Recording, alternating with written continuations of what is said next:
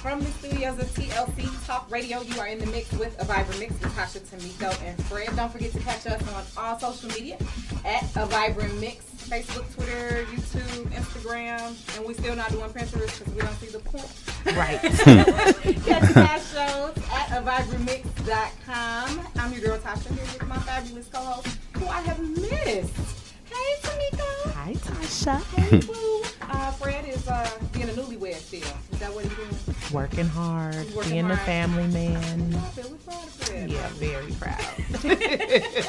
Shout out to Fred Woods, who normally would be here to distract our guests because that's.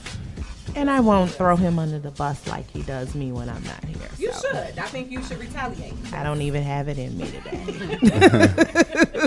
I think you should get him. But whatever. We have a great show lined up for you today.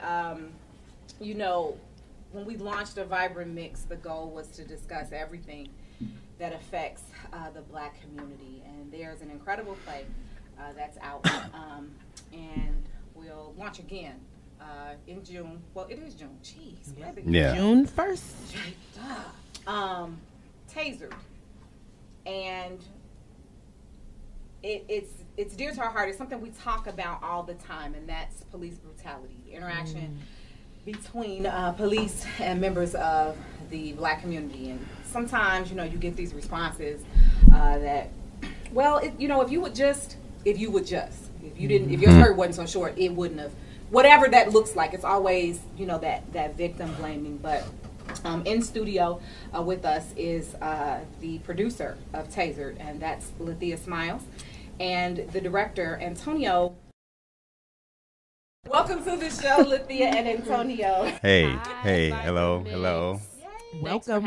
Thanks for having us. We're happy to be here. Yeah, it's really important what you guys are doing. And so let's just kind of jump right in. Tell us what Tasered is. What is Tasered about? Do you want to take that direct? Tasered is basically about a gentleman by the name of Philip Oliver Coleman, his story, what he went through. He was tasered to death by the Chicago Police Department. A little background on Philip. He graduated from the University of Chicago. He had 2 master's degrees, one in political science, the other in public health. He worked for an organization called Vitas, which is an organization that provides hospice care. And advocated for mental health. Yeah, exactly. His objective was to bring awareness to the African American community about mental health, about hospice care. My objective is to bring the awareness along with those two as far as what a taser gun can do, as far as police brutality. That's been, you know, that's a topic that's been going on for some time now. So we wanna just carry on Philip's message. That's what we want to do in this play. There's a lot of topics, a lot of issues that we want to bring to the forefront. We want to make sure that his message of awareness in these areas get out there. And when you come and see the play, you'll see that all of these topics are touched on. So it gives you a glimpse into Philip's life. Right. So we travel through his mind as well, and some of the things that he went through prior to the mental breakdown. And we talk about that, we show that, we give an insight as to what that looks like and how one can begin to notice some of those warning signs, because the purpose of the play is to heal. Sure. We want to heal, we want to enlighten, we want to inform, we want to make aware of, one, mental health is not, or mental illness shouldn't be a dirty word in our community. Indeed. We should begin to start talking about it. We should begin to tear down the walls of it being taboo, to go see a therapist, to sit down with a psychologist if you need that, what some coping skills look like and what you should consider, because we just don't as a people. We just pray about it. And that's the same thing goes with hospice care as well. I mean, I had a brother that was dying a few years back, and one of the options was for him for hospice care to be in the equation somewhere. And when I heard hospice care, I didn't want to face reality that he was dying. Sure. And hospice care I don't, it gives me it gave me an uneasy feeling because I didn't know the specifics of hospice care. Hospice care really gives the dying person an opportunity to die at home. And then, but then you have some people who don't know if they can handle that. So they'll let the relatives lay in the hospital and die, not considering what the relative want, So that's what Philip's objective was, as far as hospice care is concerned, to bring that awareness to the forefront. Hey, look, if you have a family member who's dying, just don't shove them off. Don't push them off to the side. Let them die at home. Let them die near their loved ones. I mean, in their own bed. In their own bed, right? But how do you deal with that emotionally? Yeah. And that's where the mental part comes into place. Sure. Because the grieving is, as we know, for those who've had loss and have experienced it in some capacity, you understand that there's a process. And if you do not go through that grieving process, you're bottling all those things up. And then what happens? Things begin to kind of alter in your coping skill mechanisms. And so we get an idea of what happened to Philip prior to the police part. So first I would like the audience to know it's not about police bashing. Of course. Not at all, because we salute those who serve and protect us that are the good ones. Absolutely. Right? But we Right. also want to bring to awareness that there are some who take things to the extreme. And then there's a way that you can deal with that. And then there is a thing called mental illness, Right. police officer, that you should be aware of And well trained. and well trained into some sensitivity training, right? To see how just a different approach, Certainly. right? And so we're going to bring some of those things to the forefront, and we use a clever, entertaining mechanism to do that. But at the end of the day, folks are going to learn from this. Folks are going to heal from this. Right. From I'm this glad play. you brought both of those issues to the forefront here, the mental illness one and hospice. Yeah. I was having that discussion with a coworker recently because her mother is in hospice and she's not having the best experience with the organizations that is over her hospice care. And I was telling her the first time I've heard of hospice was when I was in college. My grandfather was put in hospice. He was given 6 months to live. He ended up living another 2 years. Oh, wow. But Right. the hospice care he had was so beautiful. Right. Like, really. Exactly. It was beautiful. It was amazing. I mean, they took care of everything. Yeah, 'cause you got as far somebody as coming in and out. decorations in the home, for holidays, anything to make their experience lighter. More And when he comfortable. did pass, I was there. Like, I literally got there like an hour. Right. Within an hour. It just helped that, like you mentioned, that grieving process. Right. It was just, I was just like, wow. Right. Like, wow. And I don't know what's going on for her, but she's the second person I've heard here, because my grandfather was in Alabama, but the first person I've heard here that is having such a terrible experience with hospice. And I'm like, it's not supposed to be like Be that. that Right. bad. You know. With just like any area of anything, Right. you have the good and the bad. You have the good and the Of course, Right, it exactly. Sounds like she's gotten some back care. My young cousin, she was literally 14, and they brought her home for hospice. She passed from cancer, and they were more than helpful. We were there, the night before she died. She died within a few hours of us leaving. But you're right, that grieving process is important, and you're right as far as how in our community we just kind of say, oh, pray about it. We're looked at as if, we're not strong if we're seeking It is. assistance. It's like a sign of weakness. Absolutely. Love McPherson is our therapist friend. She's a friend of the show, and she's on a lot. And she always talks about how heartbreak is to the brain like a third-degree burn. Mm-hmm. Your brain processes it the same way. So while you may not feel the physical pain, but then sometimes you do. How many times have you heard of a husband or wife passing, and then their longtime they spouse go is right like, with I them. can't, Right. I'm out. Yeah. You know, Yeah. so it is. It affects you in so many ways. And I guess we have this It's a image of stigma. strength. And it's a Stigma and a negative taboo, stigma yeah. around, you know, I'm not crazy. I don't need to talk to nobody. That's the first thing that may come out. Or, you know, we use our barbershops and beauty shops as a platform for discussion, which is great, which is wonderful, because that's one way to kind of get it out, right?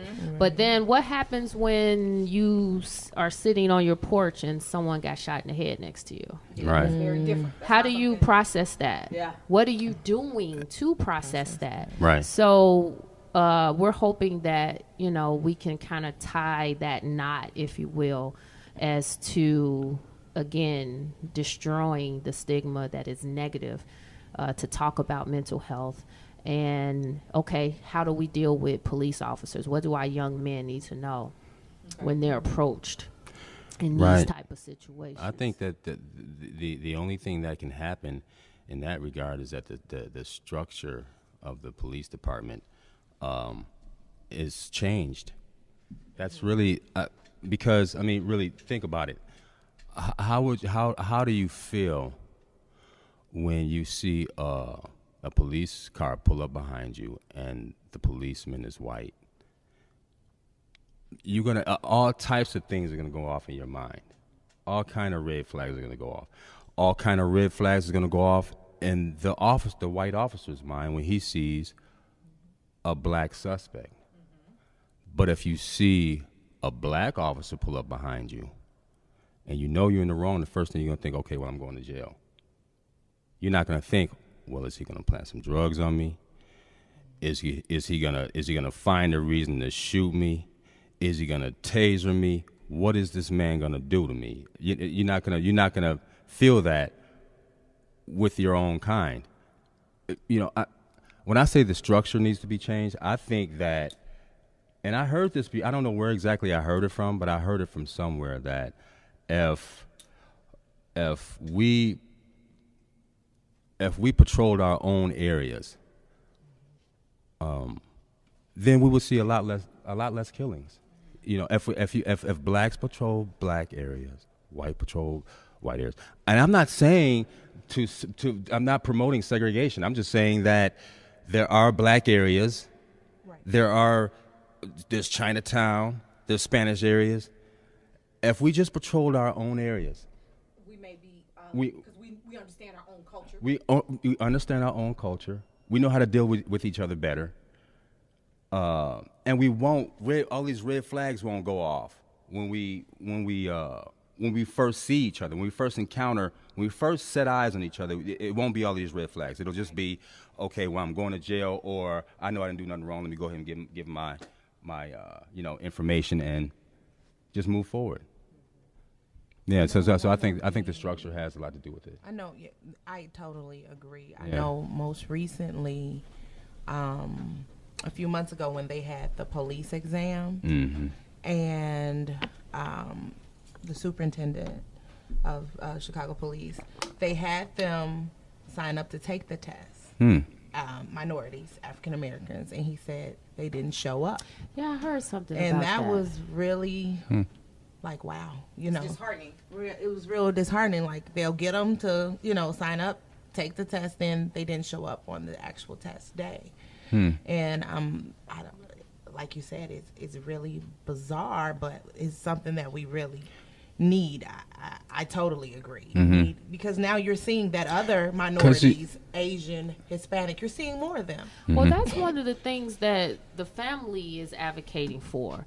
So, like, all the proceeds from this production are going directly to 100% to the Coleman Oliver Foundation. And their mission is primarily to advocate for families of victims and be a resource in the community to help those who may just need an additional support system, who may need resources to purchase homes, who may need food, something as simple and basic as food.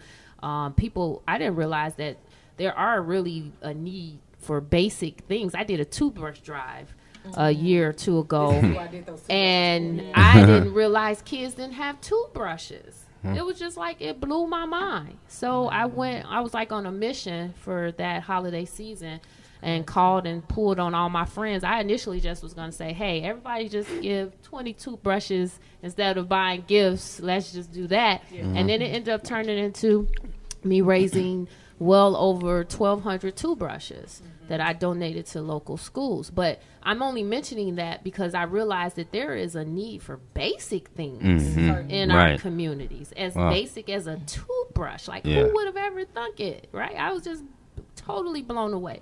But anyway, the family, they want to be a beacon a beacon of hope for the future of those who, and provide trainings and have therapy set up in the hood, if you will, for those who can't afford it, because it was a resource issue back in the day.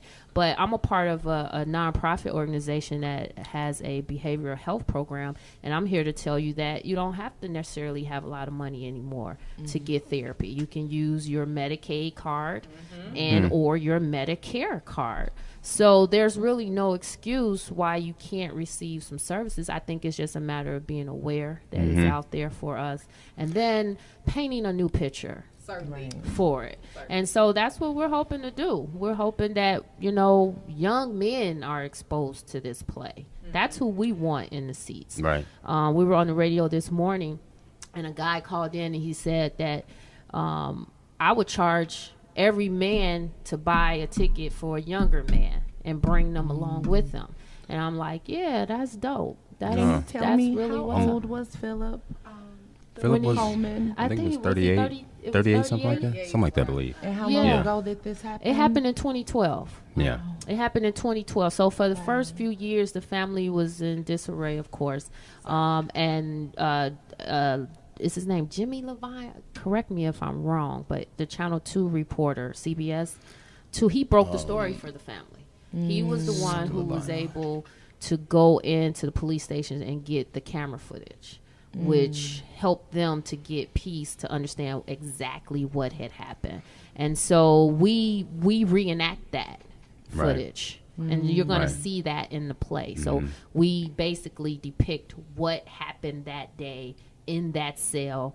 And we have a really great lighting designer that I'm excited about right now, where we were in the venue today actually picking out different ways to I want it to be more of a audience engagement this time, not just on stage, but we're going to come off the stage and pull the audience in. And I think that it's a really clever way we're going to do it. I'm biased, of course, but so awesome. I'm just saying, IJSing. Yeah, so I'm we're excited about this. I'm looking at it for the times, which is Saturday, June 23rd. At 4 p.m. and 7:30 p.m. And I'll be there on Sunday, the 24th at 4 p.m. At the Beverly Arts Center, located at 2407 West 111th Street. What was the process like for bringing this story to life? Was it a lot of involvement with the journalists? You mentioned a young man at CBS. Was it talking to the family? Yeah, so the writer is James T. Alford. James T. Alford, yeah. He wrote the play. And he interviewed multiple people that was a part of that day when he actually was tasered, when he actually had the breakdown. He interviewed childhood friends. He interviewed the family, neighbors on the block. And so from a collection of all that data, he came up with the script. And then the executive producer is Jackie Coleman, Philip's sister. Okay. Right. So she consulted back and forth with the writer until the story was at a point where she felt it was a true depiction of her brother's life. And then we took it off script. And then brought in Antonio. Jackie, I hunted him down on Facebook and found him. I've been knowing Jackie for a number of years. Jackie actually cast me in a film, and then I turned around and cast her in one of my films. And when I cast her in my film, she told me about her brother Philip and what he encountered, what he went through, and she asked me if I would portray her brother because I'm an actor as well. I'm an actor, producer, writer, so on and so forth. And I told her I would, but then we kind of lost contact, and she kind of dropped off the planet of the Earth for like 5 years or something. Then she called me back later on, and that's when Lathea approached me, and Jackie brought back to light her brother's story and asked me if I would still be interested in portraying the character. And I told her that I was busy at the time because I was on like 4 or 5 other projects at the time, but I told her I would direct it. And when she sent me the script, I was blown away by the script, because you have all of this, you got the chief of police. I've never heard of the chief of police, this type of thing happening to the chief of police. Dad. Right. Did you know the father was the chief of police? Right. Out in the And South his Burbs. son was killed by law enforcement. Right. So The irony that in it is even like right, they- totally. So that was one of the components that captured me. And then another component was being tasered to death. I didn't know the specifics of what a taser gun could do. I thought a taser just zapped you and put you back in order, One taser Exactly. 50,000 volts. So I did my research on and after I found out that this man was murdered by being tasered 19 times, a total of 19 times. I did my research, and I'm like, wow, that blew me away, that this man was basically tortured to death. So I wanted to find out, more specifics about his life story. So I read the script, and the whole thing just totally grabbed me, the way blew me away. Tasha looking is funny because it is some quiet moments in the play. things There going are through some my moments head. where it's gonna it's gonna take your heart and Totally. say, "Oh my Yeah. God!" Like, Yeah. man, You're gonna- But there are light moments too, so Totally. it's not all somber and I it's, just know to it's- bring a box of tissue. There's a well balanced, because look, you're gonna cry, you're gonna laugh. laughing. Mm-hmm. You're gonna be on an emotional roller coaster to a certain degree. You're gonna feel what Philip What he felt. felt. What was it like for you guys? So you were living and breathing this as you produce, as you direct. Right. How, like you said, you run through these range of emotion. Mm-hmm. How did you all decompress? That's important because That's a good question. You say You become that character. you do, Mm-hmm. and you know they always say when you're be careful with that when you're looking into the abyss, you don't fall in. That's Mm-hmm. right. How I do was you more decompress? concerned about the actor. Totally. Okay. And I was gonna He agree with did that. a phenomenal job. Mm-hmm. When I tell you that this brother blew us all away, because I've been saying this has been my story for the longest Mm-hmm. time. I'm being transparent. At the table read, I didn't think he was gonna pull it off. But I had to Like, keep convincing her. I had to was- keep I convincing was her and convinced. Jackie. Hey, look, because I cast. She was We need another kind of casting inside. call. Crystal will tell you she know my looks, right? So I would just look and I'm like, oh, We might need another Right. casting call. Right, exactly. And we were more concerned because it's a one-man production. Certainly. So So he's carrying it. you have And you have to play be- two characters. You have to be, but he's multiple characters, Right. in the process. For sure. So he's flipping from one So to he the may other. be. He's also the officer. No, No. he's the father. He's He's, the- talking from the father. Right. voice. He talks from Philip's voice, and then he goes on, and then we have other elements we're bringing in this time. That, Right. Antonia had a brilliant idea to bring the officers on stage this time, so we're going to inject some of that with some sound effects to just dramatize it and make the audience. Again, I'm looking for I want more audience engagement. Yeah. Because we want you to feel it, like Right. not just hear it and see it. I want you to feel it. Too. Right. So From two different we're- aspects, we're from just, stage you and know, film as well. That was the beauty in being able to take it up once, get it off paper, watch it, because we recorded it, and see what we can do to kind of take it to, each, To the next and level. That's how I've been in my whole career. Every time I've done one thing, each time I do something, I try to push the envelope just a little bit more than what I did, even if budget don't allow. I've had to pull a rabbit out of a hat, Right. you know, a Right. million trillion times. got And my I know text you last can night. relate. but the show is not over to the fat lady sing, Right. right? So we keep pushing. And that's why I drank the Kool-Aid with the Coleman family, because I really believe in the mission that they're trying to do with this foundation. It's so important. How? Two things.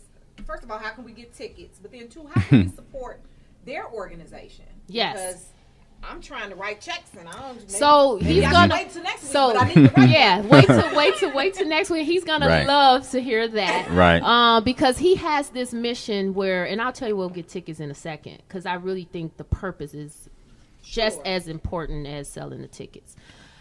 He wants to pull together 1 million voters, right? He wants us as a people to come together collectively as a unit and be a part of this organization of organizations, if you will, right? So his vision and dream is to have 1 million registered Illinois voters who look like us, all up under one umbrella, and pay a $30 a year annual membership fee. With those resources, this is how he intends to fund all the necessary support for the people that's victims of families and have all these issues and things and so forth. That's how he's going to finance it. He don't want to go sell a chicken dinner. I was like, amen, because I'm not with it either. I'm so Also, who's cooking all this progressive. chicken? Yeah. Chicken is He- expensive these days.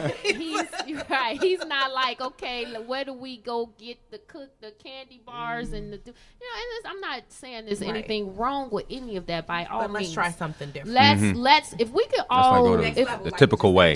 yeah, if we can all go to see Black Panther, where none of us received any financial gain from, and it went over $1 trillion at this point, close to. I'm just throwing it out there because that's how much money it was made. I know they had $1 billion Right. domestically and internationally. How come we can't come together and pay $30 for a whole year that would benefit our communities? And I mean, they're talking about, and he's not just talking, it's not just rhetoric, right? I've connected him to some PhDs to get it on paper and to show, because I told him, I was like, Mr. Coleman, you can't just talk about this and not show people where the money, how it's going to, where the integrity is going to come in at, Absolutely. with the Right. resources, and how you're planning to execute this, and who's going to be over it, right? Yeah. So all that infrastructure is getting into place right now, so I'm very excited about it. That's why I said I've kind of drank the Kool-Aid, because this is now more of a passion project for me. I'm not going to get rich off of this.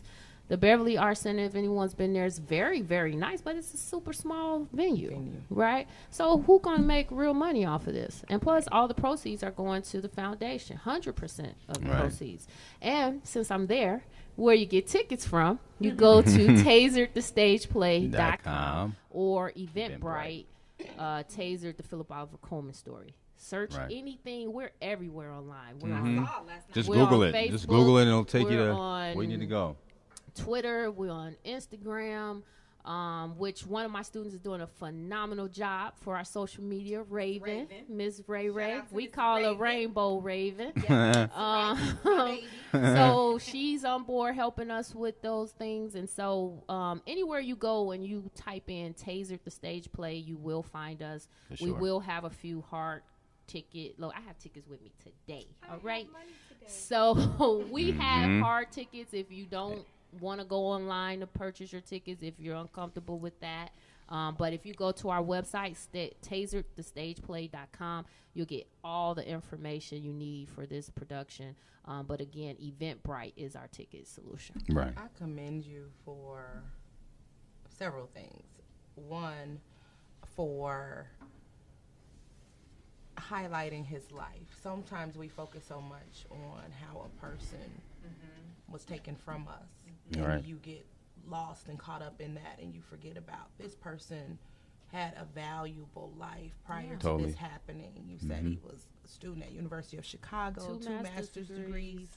The brother worked This with, how for he Jesse left here wasn't Jackson, all Rainbow of his Push story. Coalition. Worked for The man. So, and then the second thing you mentioned, young men.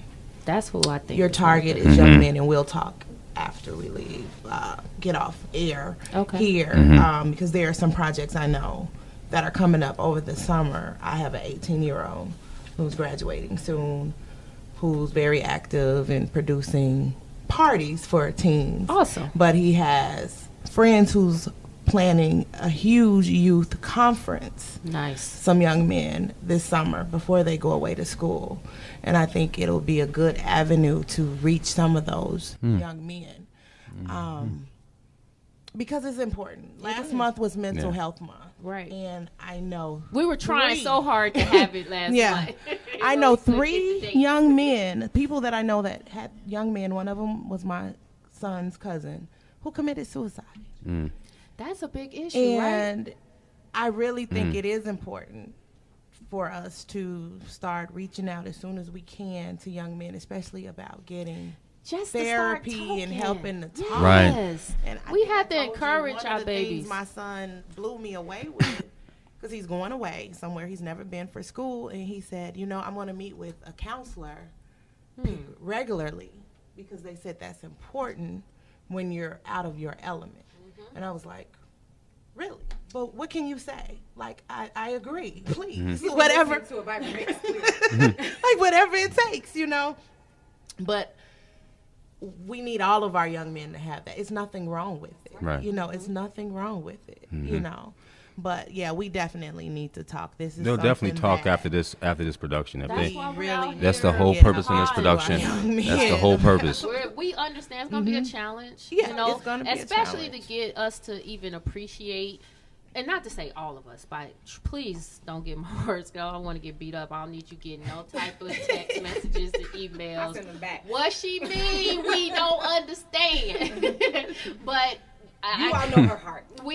Right. So it's difficult to understand the arts in our communities because they're not in our schools anymore. Take them away. We're not exposed to true theater. We're not exposed to true art. I remember as a kid, and I'm speaking from my own experience, I wanted to play the flute.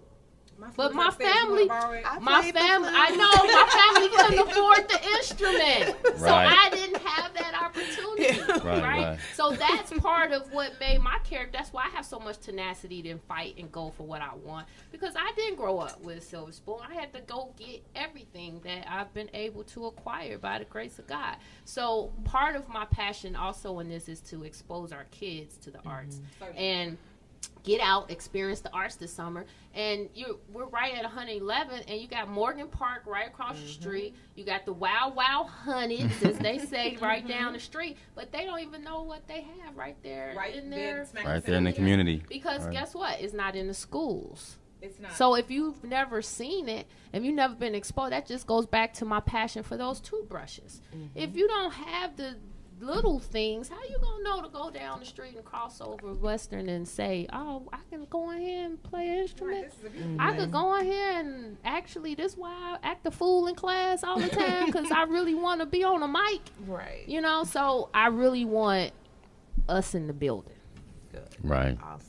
Well, we certainly stand behind you, just individually, as a show, as a station, because, as you mentioned, that's really important. And that's one of the things, mental health is one of the things that we talk about a lot. Often. We advocate for it a lot because, as you mentioned, it's stigmatized. And people always say, pray about it, talk to your mama, and that's not bad. Right. Lord but it knows should we be need a prayer. component of your mental health plan. That's right. It should not be. Because your prayers of the Right. righteous availeth much. Absolutely. Absolutely. Yeah. So we're not against prayer. Right. Nah. Nope. No more than you would Well, Amen. send donations to. pass the hat, Crystal. Crystal, pass the hat. No more than you would tell someone who broke their leg will pray it away. No, I had a Right. traumatic brain. They told you to pray it away. If I watch Right. someone be shot, if I watch, if I'm watching this person pass and I've never dealt with the unpacking of those grief emotions, absolutely. You're not just pray it. You can run, girl, on your leg. You sound dumb. No, you need to see a doctor. The same is true if you have a mental break. Right. So, And this brother experienced a mental break. And it's, you mentioned earlier that we're not, police bashing. We want everybody to go home at the end of any interaction. We want Mr. Officer to go home. Yeah. And Right. You want to go home. Yeah. Okay? Right. And But you mentioned there needs to be some sensitivity, some training, because we're not asking them to be mental health professionals, right? That's right. You're a police officer. That's what you decided to do. Right. And that's great. Just the But you do need to alternative be way aware. to diffuse the situation. And here's Alternative the, way. and Tony and I were talking before you all arrived. I say I don't buy that they don't have the training, because when it's not us, they real clear They- on how to right, get their training off. They Right. people You know what I still mean? they get pulled over and go home. Go home. And act the whole entire fool, where someone else would be like, oh my. Right. You know. I would never If do that that. had What been did one you of guys us, think then about that issue that just happened in Elgin? Yeah, the I didn't hear The about lady that was in the car. Did you hear about expressway. that? I did not. Mm-mm. She was in Yeah. the car. She clearly had some maybe A some mental- substance abuse Oh. issues and some mental issues. Yes. And she had a little baby knife in her hand or something when she opened the door, and you could see her kind of, she wasn't like jumping out the car running towards the people with the knife. She just opened the door and the police officer shot her. wow. So it's just still happening. It was so much So, with that story. Like I didn't understand how yeah. the car caught on fire. Like, Yeah, she was doing some right, kind of. so- She didn't. I ain't gonna say now. We had some accountability too. Right. She was in there, But she the was whole doing car something was she up had in no smoke. business. Yeah, Yeah, she it was was- definitely doing something she had no Yeah, business like- in there. But But does she that she give you shouldn't the have paid with her right life. No, to take no, her life? not at all. Right. And that's the Not at piece all. that we're talking about. Exactly. Yeah, if you're doing something, you should be held accountable for your actions. It But- seems like it's gonna we're gonna always have we're gonna be singing the same song. Not only now, but far in the future, if the structure of the police department isn't changed. I'm a strong believer in that, because we've been saying the same thing for years. This police brutality. What's going to change about it? What can we do to change about it? We've been talking about it for a long time. So maybe the stage That's what play. the foundation is about. Talk is over. Right. It's Exactly. time to take all that rhetoric and put some strategic. And maybe And- they can plans behind engage it. with there's a new community component that's supposed to be working alongside of the police department. That's exactly what Mr. Coleman was. He's Okay. been like public safety Right, component. right. And he reminded me of that just this morning. He's like, Right. you keep talking about you guys gonna love him too when you meet him Yeah. at the play. But he's like, keep talking about everything good and everything else, but you got to talk about the public safety piece, because he was over all the safety at CHA before he progressed in his career, and so they were doing like a community policing, and they found that to be more effective than the police patrolling within the CHA, and he had a lot of accolades and had a lot of success there. So he's very adamant about taking that same type of approach and putting it, like you said, that community piece into it with the public safety, so that we're policing our own. And that goes back to what Antonio mentioned, as far as knowing where you work at. You know, get out the car and talk to the people, and maybe you'll understand that. Look, even though I know little poo over there, Pookie get on your nerves and he do too much, but everybody that wear dreads ain't thugs. right. And if you talk to them, usually you can sum a person up in the first 5 minutes, right? So you got to get out the car, policeman, and talk to the folks. And don't be afraid. I shared a video today about imagery. And, I talk on the show all the time. I hate reality TV. Sorry. And it's typically because we're portrayed in a negative light. And so this sister was talking about how Muslims and how black people are portrayed across media, and how, white people have a variety of characters represented across media. But when it comes to us, and in her case, she was talking about Muslims too, but let's just focus on just black people generally. We have very one-sided kinds of imagery, right?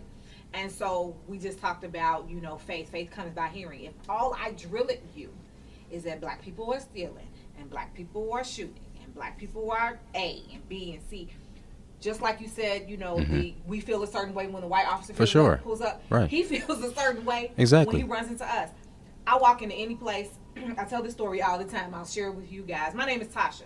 You don't have to see me to know that I'm probably a black girl, right? Okay, she's black, and I don't even hide it on my resume. Like I'm Tasha. That's what it is.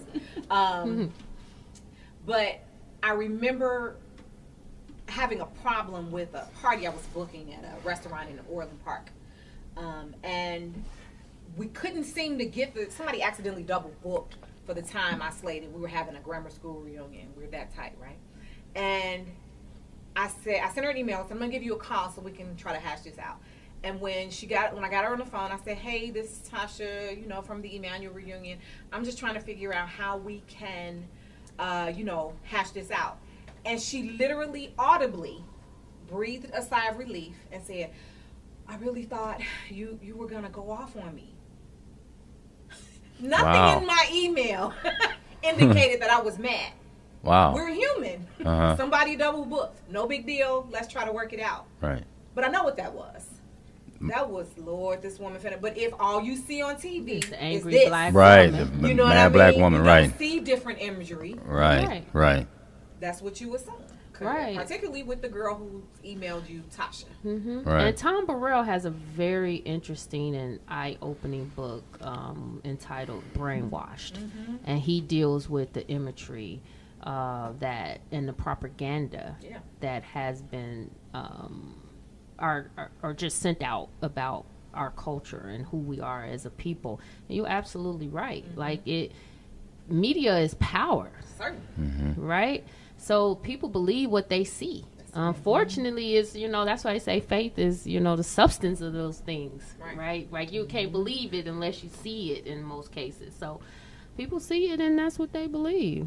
So it's up to us as media professionals and producers and directors and advocates to put us in the best possible light.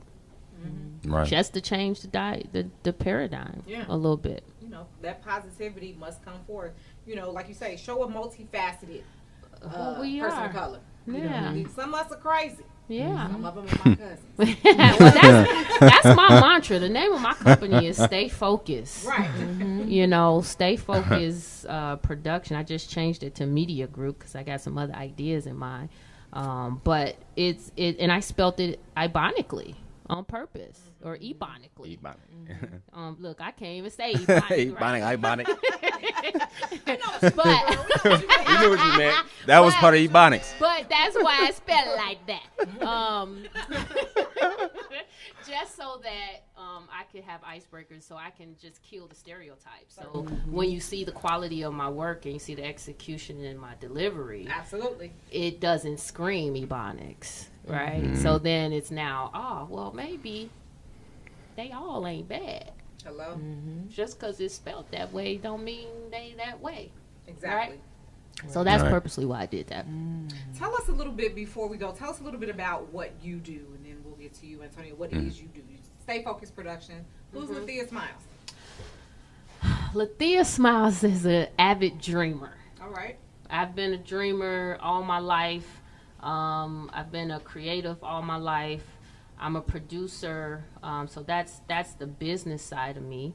I always say I'm a mixture of both sides of my brain because I don't believe in being a starving artist. So I had to learn some business principles or success tactics that work so that I can eat and feed my family. But the creative side of me is the dreamer. That's where I'm always reaching for more. And I'm like, man, will I ever be satisfied? Sometimes. But I love to create. I love to produce. I'm an editor, producing editor by trade. But I'm an entrepreneur in spirit. So I believe in, establishing my own platforms, and I'm very progressive and proactive in my thinking, and I want to invest in human capital these days. That's been on my mindset. That's why I teach.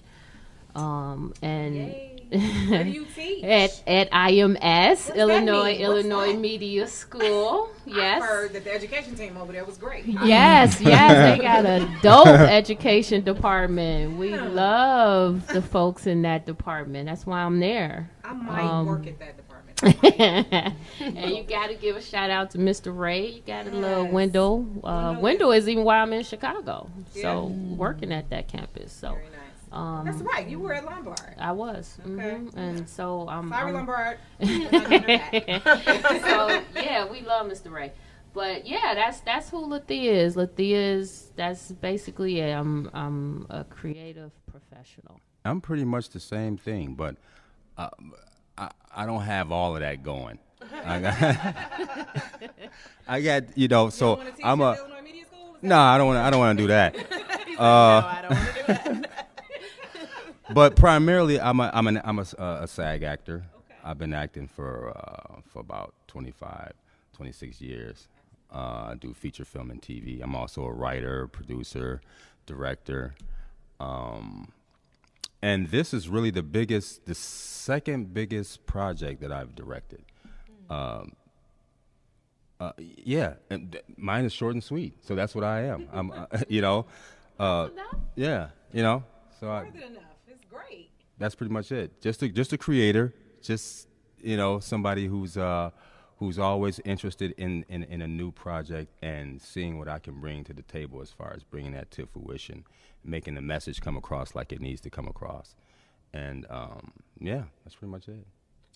Let me ask you this. My little one up there, he wants to take acting classes. Okay. And here's my thing.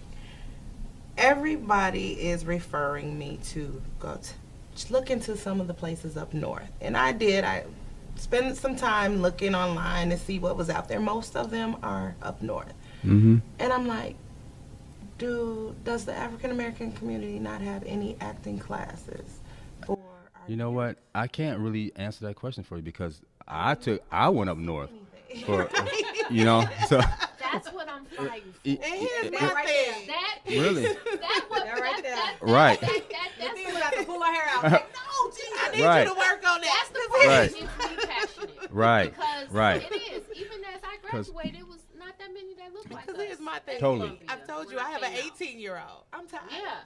And Tasha, But you tell have I ETA. ride all over the city, the suburbs, north, south. ETA, Antonio. Well, yeah, ETA don't is have- ETA. Have you looked into ETA? No. They don't have But classes. What about? they well, do, she's but up not north for now. but not for What's her children. name? Oh Jesus, forgive me. I know Oh. what you're talking about. Yep. What's her name? I know what you're talking about. She's up Black north. Ensemble? Black Ensemble. I haven't Mhm. checked there. But she's north too. Yeah, now. but it's north. But I don't think they oh deal my with children God. though. I'm not 100% sure, but I don't. So don't quote me on that. Yeah. Right. Yeah, you gotta dig a little deep when it comes to children taking acting classes. As soon as I get this angel investor, don't even worry. Come Yeah. find me. Come find Yeah. me. Yes. You need to We find gonna a personal speak those coach. things. Personal coach. Indeed. Somebody who like a union actor that can actually coach your kid. Because I used to be a manager as well. That just gave So, me an idea. We're know what I'm gonna saying? have it on Southside. Right. Don't worry. We need You know, it. right. I'm tired. So that's basically what you're looking for is a manager. Yeah. And a manager will coach the kid as well if he knows how to coach the kid. So because you have managers who just manage and you have managers who can coach the kid as well if he's an actor. Gotcha. So yeah. Tell the listeners one more time how they can access tickets and where they can find you on social media. They can dates and times access of the show. tickets at taseredthestageplay.com or Eventbrite. They can just Google me, Antonio Pope, and then all types of stuff will pop up. Go to IMDb, Internet Movie Database, put my name in, see some of my credits.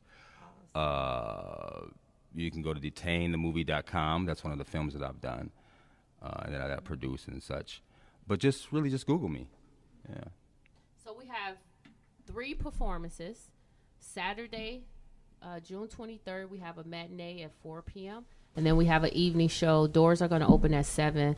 We have a special presentation for the evening show. So that show will promptly start about 8 p.m. And Sunday, there's a matinee at 4 p.m. Yeah, I wasn't clear on the times. Yeah. Tickets are $25.50 online. In advance. We are also running a Father's Day special because I want men in the building, right? The week after. And I think is that up yet, Crystal? That's going to be 2 for $40. So we'll have 2. You get 2 tickets for $40.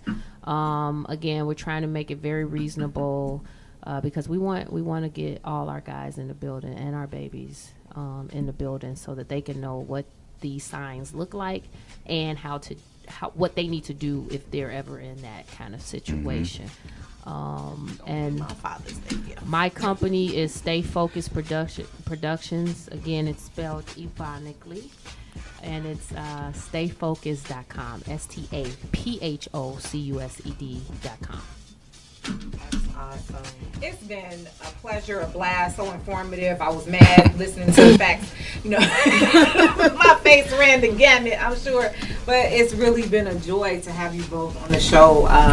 Thank you for coming. Thanks for having It's really for having important us. that Thank we you. get these kinds of things out to people. Yes, please share. worry. Yes. Send the text, All share of that. videos. Share, We're text, trying to, if we could just whatever get you need to do. every person we know within our Facebook community to share it one time, I think we can reach the number totally. that we're trying to accomplish. From the studios of TLC Talk Radio, you have been in the mix with A Vibrant Mix with Tasha, Tamiko, and Fred. Don't forget to catch us on social media at A Vibrant Mix. Check out past shows on our website, avibrantmix.com, and catch us every Tuesday at 10 p.m. Central on Vibe In Radio. That's vibe-in.com. We will see you next week.